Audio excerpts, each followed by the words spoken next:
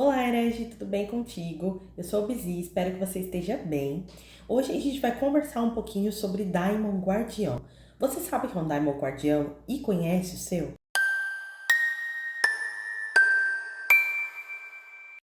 E antes da gente se aprofundar nesse assunto, é importante a gente entender que um Daimon Guardião é diferente de um Daimon, né? Isso porque os Daimons, eles são entidades, filhos do divino, são fragmentos dos deuses, representam personificações da natureza, de sentimentos e ações humanas.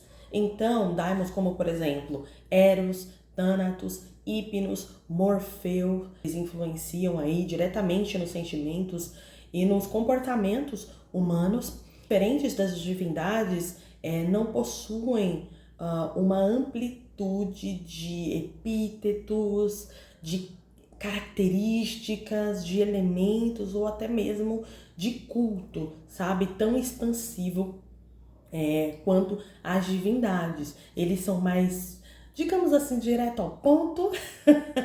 Thanatos, uma personificação da morte. Eros, a personificação do amor. Hypnos, a personificação do sono. Morfeu, o moldador dos sonhos. Então eles são assim, direto ao ponto, enquanto as divindades, elas possuem uma complexidade espiritual muito maior do que os daimons. Outra coisa é que os daimons, na conexão divina e espiritual, eles possuem uma energia bem mais telúrica. Você percebe na inter-relação com eles que eles se assemelham e que existe uma compatibilidade ali com a natureza humana muito forte, enquanto as divindades helênicas, elas possuem um aspecto, digamos assim, embora dentro dos mitos, né, elas estejam diretamente envolvidas com os conflitos da mortalidade humana, eles ainda assim, na prática, na conexão divina, eles carregam, sabe, uma coisa bem assim transcendente, cósmica, né? Uma coisa muito assim originária. Enquanto os daimons, eles são bem próximos da dinâmica e da mortalidade aí, como eu digo, humana. O Daimon Guardião, ele foi popularmente disseminado através de Hesíodo, quando no seu escrito, Os Trabalhos e os Dias, ele traz ali uma passagem do desenvolvimento da civilização helênica e com isso ele traz ali 5 raças de seres humanos e a primeira delas pertencia à Era de Ouro, que está mais ou menos ligada a um tempo, assim, historicamente falando, 2.500, 3.500 anos, sabe? Ou às vezes até um pouquinho mais, naquela região ali que hoje a gente considera a Grécia. Quando o Hesíodo ele traz ali nos Trabalhos e os Dias essa raça de seres humanos da Era de Ouro, ele traz também características desse povo e ele cita que eles eram harmoniosos, conviviam de forma pacífica, existia tranquilidade, existia uma serenidade no ambiente. Mas se queres, te farei em resumo outro relato, bem e habilmente narrado, e tu coloca no teu espírito. Como nasceram da mesma fonte os deuses e os humanos perecíveis, primeira de todas entre os humanos, de fala articulada, fizeram os imortais que têm moradas olímpias uma raça de ouro. Eles existiram no tempo de Crono, quando este reinava no céu. Como deuses viviam, o coração sem cuidados, sem contato com sofrimento e miséria. Em nada débil, velhice estava presente, mas sempre iguais quanto aos pés e às mãos. Alegravam-se em festins fora de todos os males e morriam como que vencidos pelo sono. Tudo que é bom possuíam. A terra fecunda produzia sem fruto, espontaneamente, muito e de bom grado. Eles, voluntária e tranquilamente, repartiam os trabalhos, tendo bens abundantes. Ricos em rebanhos, eram queridos os deuses bem-aventurados. Mas, desde que a terra encobriu essa raça, eles são divindades pela vontade de Zeus grande, nobres, terrestres, guardiões dos humanos perecíveis. Eles vigiam as sentenças e cruéis ações, vestidos de bruma vagando por toda a terra.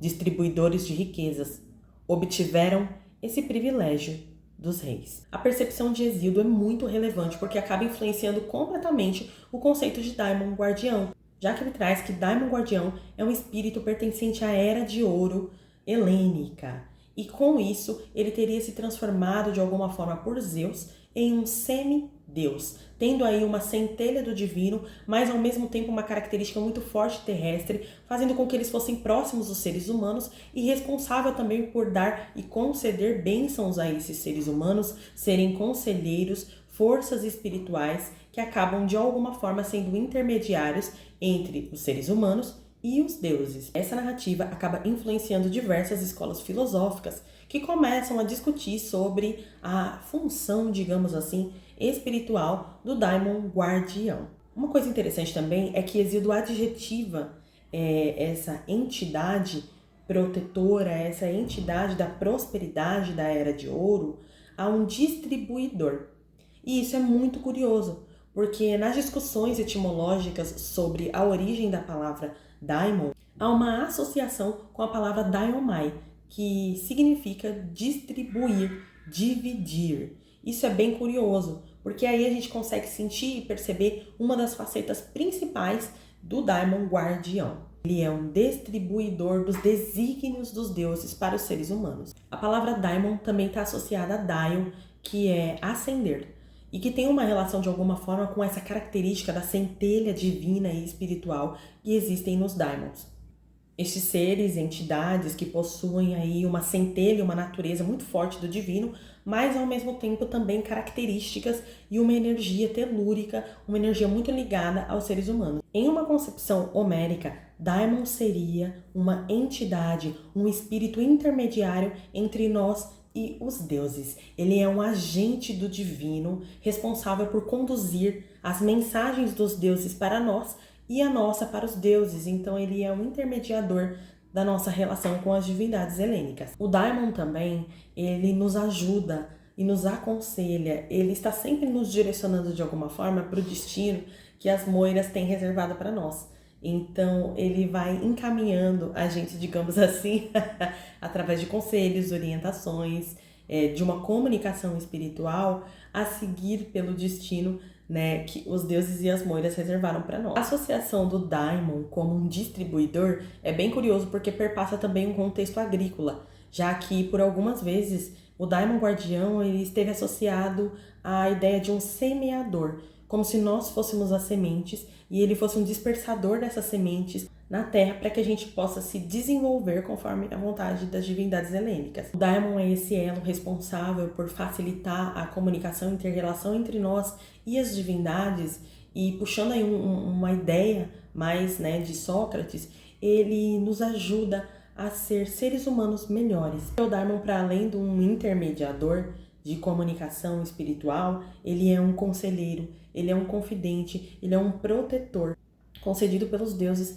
para nos ajudar aqui no planeta Terra, para nos ajudar no desenrolar da nossa jornada reencarnatória aqui como seres humanos. Inclusive, existem algumas escolas que vão trazer essa concepção de que o daimon ele é escolhido antes da nossa reencarnação para nos acompanhar aqui.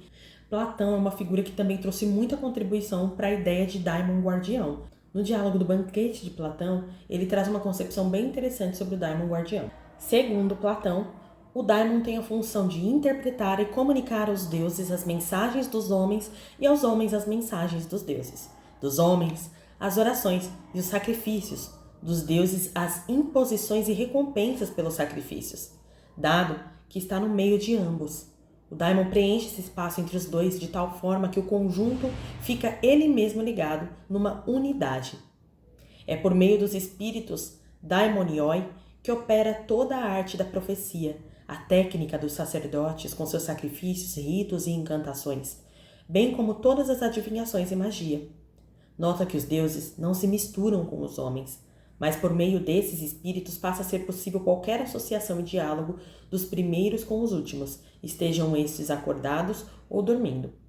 O homem, que é sábio nesses assuntos, é um indivíduo de gênio, ao passo que o homem, que tem conhecimento em outra coisa técnica ou habilidade manual, é apenas um entendido em assuntos de menor valor. Tais espíritos são abundantes e de diferentes espécies. Um deles é o amor. Então, Platão no Banquete traz uma percepção, uma interpretação muito profunda e bacana sobre o daimon guardião. Inclusive, ele diz que é impossível nós termos acesso ao divino sem perpassar pelo daimon. ou seja, sem perpassar pelas personificações excelentes da natureza.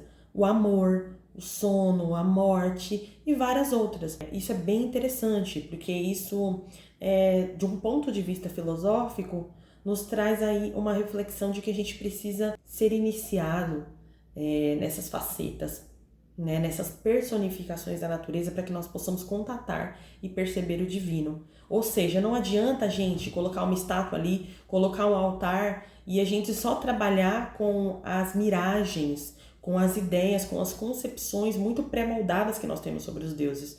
Nós precisamos contatar as energias espirituais, nós precisamos contatar o Daimon tanto enquanto entidade, né? Como, por exemplo, ele cita aqui Eros, como também o nosso próprio Daimon guardião, como esse espírito guardião que foi encarregado aí de nos ajudar, né, a trilhar esse caminho e essa jornada reencarnatória aqui na Terra. Empédocles, por exemplo, nos traz uma concepção de que as almas demônicas, né, os daimons, eles são vestígios de um divino de diversos reinos diferentes. E algo muito bacana e muito curioso que ele fala é que as divindades carregam justamente uma complexidade espiritual e transcendente por serem compostas e serem feitas, formadas a partir de vários daimons. O daimon, ele possui um poder espiritual muito forte de impregnar os lugares, os espaços da energia do divino por ser esse fragmento de alguma forma dos deuses. Então ele consagra esses espaços, impregna esses espaços da energia divina, e por isso é importante a gente mantendo a relação, não só explorando a relação, né, com daimons helênicos enquanto semideuses, né, mas também com o nosso daimon guardião. E como é que a gente pode identificar, descobrir o nosso daimon guardião? Como saber que é um daimon guardião? Um ponto muito importante é entender que eles são multiformes em relação à estrutura corporal e também amorais, embora Xenócrates tenha aí dado uma dramatizada, né, quando ele coloca ali que existe o daimon guardião bondoso e um daimon guardião maldoso, comprometido em espalhar assim somente o caos. Ele causa tipo um contraste, né? A moralidade é diferente. Eles podem pender tanto para ações mais vis e infames, quanto para ações mais louváveis, né? Só que aí ele causa esse drama, né? O drama queen, né, da Grécia Antiga. Mas enfim, o daimon guardião, ele é frequentemente citado como uma presença luminosa que causa um certo tipo de espanto e de deslumbramento. O filósofo Próclo, por exemplo, ele vai trazer uma percepção de que daimons e os deuses se comunicam através do ar, e o daimon, ele se dispersa pelo ar reluzindo de alguma forma, como feixes de luz. O daimon guardião também é muito atraído pela luz, pelo calor do fogo. Então, chama da vela, por exemplo, é um meio de comunicação com o nosso daimon guardião. Aristóteles também, ele traz uma percepção bacana sobre a estrutura corporal, digamos assim, de um daimon guardião.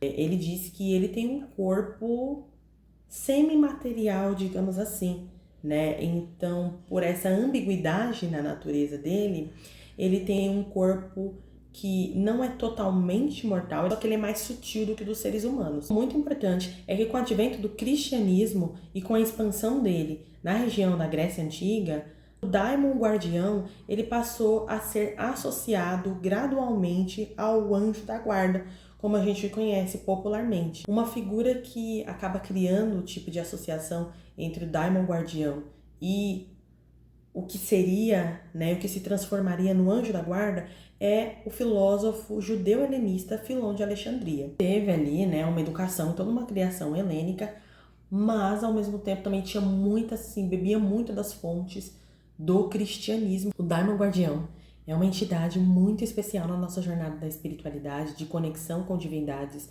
helênicas no geral, não só as divindades quitônicas, mas também todas as outras divindades olimpianas, enfim.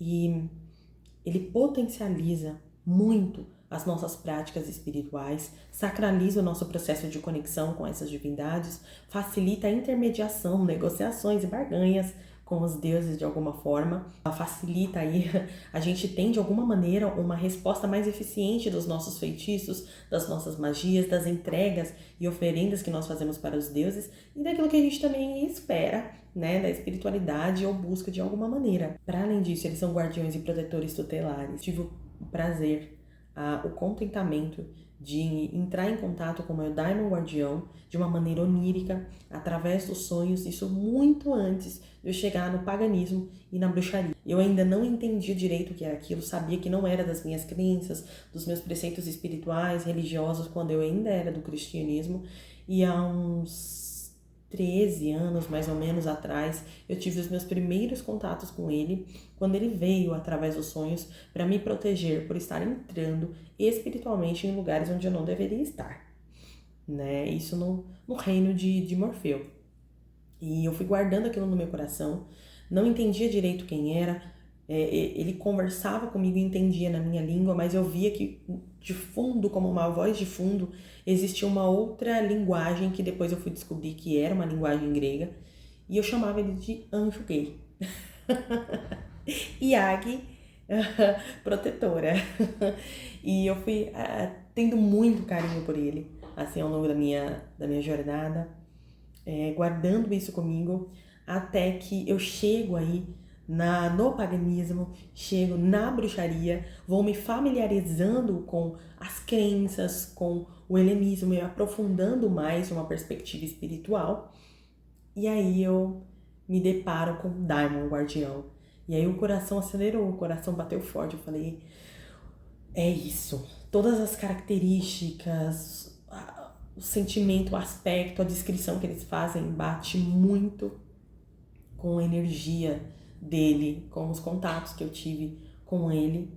E daí pra frente eu fui estabelecendo, estruturando um pouco mais coisas simples, como por exemplo, acender uma vela para ele, deixar ali algumas oferendas, incensos, perfumes, que é uma coisa também que dá uma guardião, se atrai demais.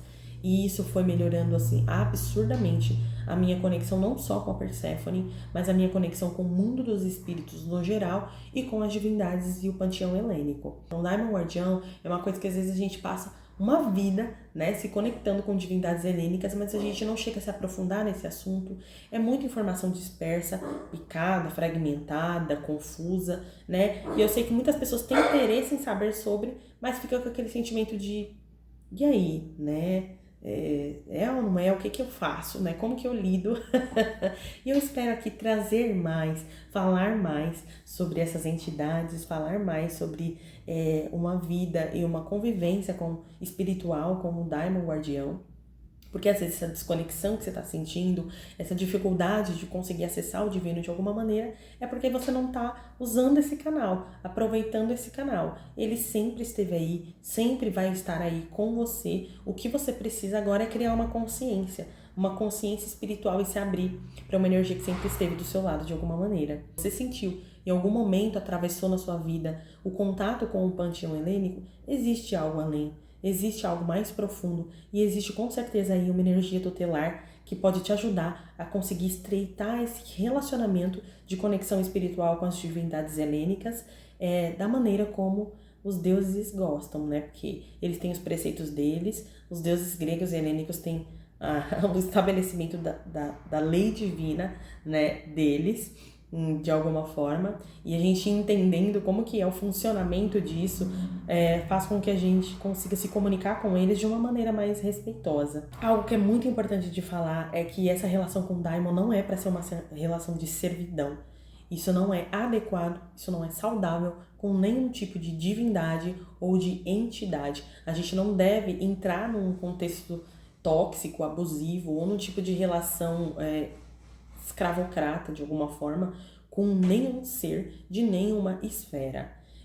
Se acontece isso, ou se você percebe esse tipo de tendência, é algo a se observar, porque pode ser algum daimon, entidade, alguma potestade ligada ao submundo, mas isso é assunto para um outro vídeo. Por enquanto vou deixar você aqui com esse toque, com essa centelha do Daimon Guardião aí com você. Eu espero que eu tenha te ajudado, que você tenha entendido um pouco mais sobre essa entidade e que isso te ajude a lapidar cada vez mais a sua jornada espiritual como uma bruxa tônica, como uma bruxa adepta aí do culto e da honra a divindades helênicas.